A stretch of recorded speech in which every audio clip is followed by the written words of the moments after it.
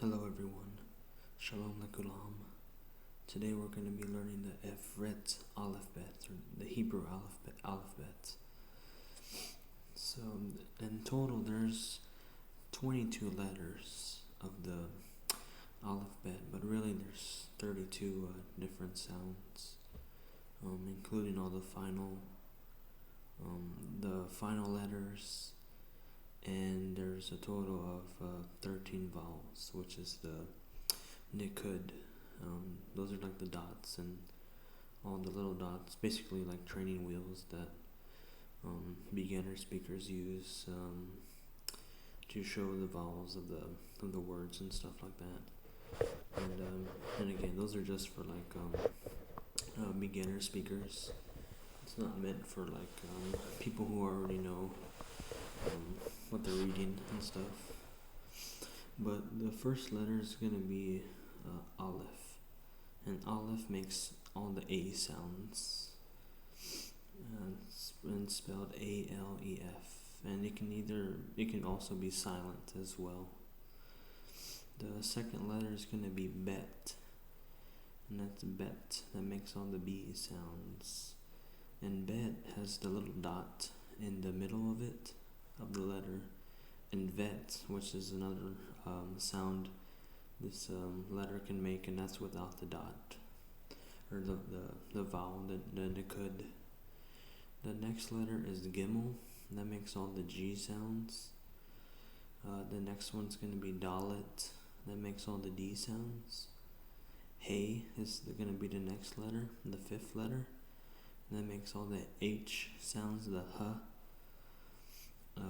The sixth letter is going to be Vav, that makes all the V sounds, and this letter can also, this letter is always going to be either making like a O sound or U, like a U, either a U sound or O sound.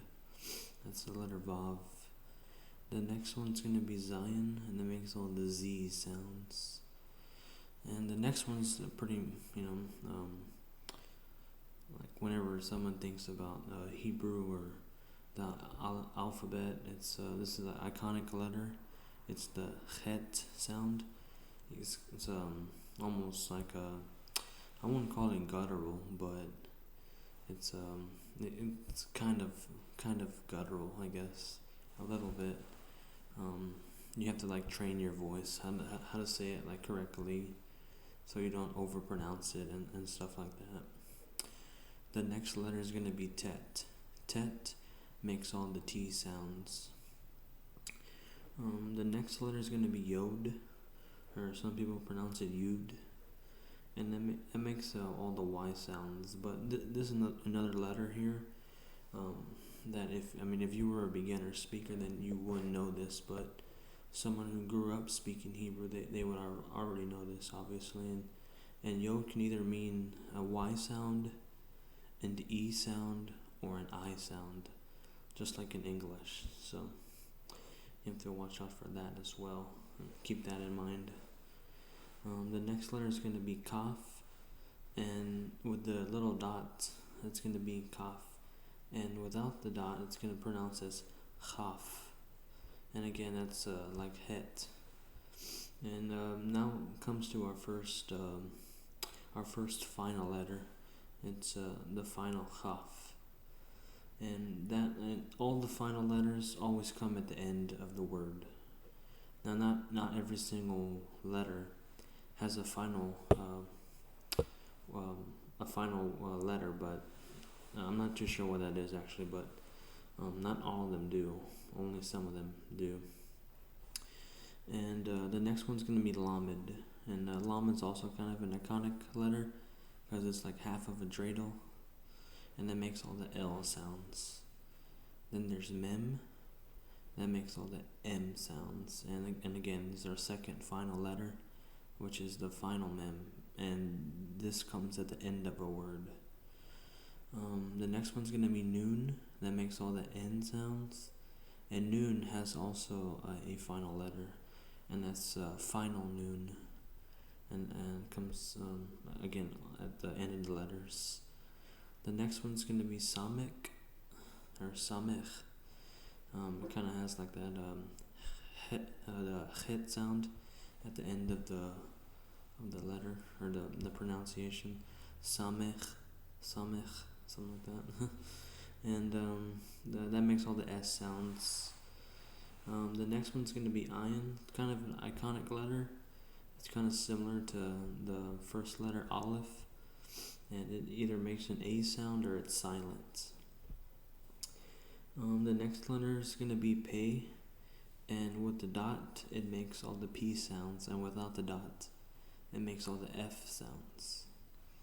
And pei does have a final letter, and that's final fei, and that makes, of course, it comes at the end of the word, and it makes a F sound. The next one's gonna be tsadi, and that makes like a ts sound, a TS sound. That's pretty common in European languages, especially like the Slavic ones. There's a lot of words with that sound, that TS sound, so that shouldn't be too hard. And this tsadi does have a final letter, and it's of course it comes at the end of the sentence, of the word. And the next letter is going to be kuf, and that makes all the K and Q sounds. The next one's going to be resh, that makes all the R sounds. And of course another iconic letter is going to be shin, and shin's either going to be pronounced shin or sin. If the dot is on the right side, then it makes all the sh sounds, like in Shabbat or Shalom. If the dot's on the left side, it makes all the S sounds. So, and of course, the final letter is going to be tav, and tav with the dot is going to be all the T sounds, and without the dot, it's going to be sav. It makes all the S sounds. And I guess like the Sephardic Jews, they're more familiar with sav, and tav is, I guess, what you would call it. It's basically from the Ashkenazi Jews, so that's where that letter came from. And there's 13 vowels here, and the 13 vowels are as follows. The first vowel is going to be shuruk, and that makes all the oo sounds, like a U. The next one's going to be cholam, and that makes all the O sounds.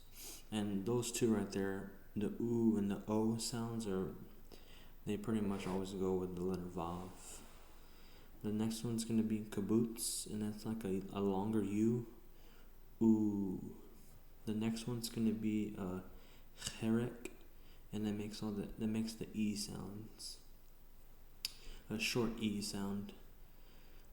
And again, I'm probably not pronouncing a lot of these right, so just bear with that. The next one's going to be tsere, Tsere, tsere, and that's the same as cherek, but it's longer E sound, E.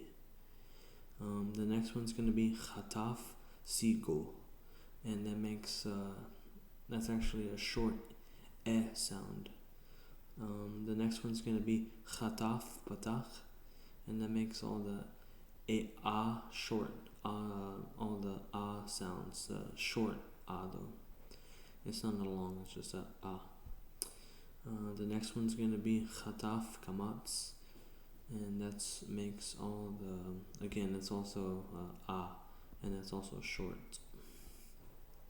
The next one's going to be seagull, and that makes all the e sounds, and has 3 little dots. The next one's going to be patak, and that's also makes the a sound. Kamatz is also going to be a sound but longer, so it's a.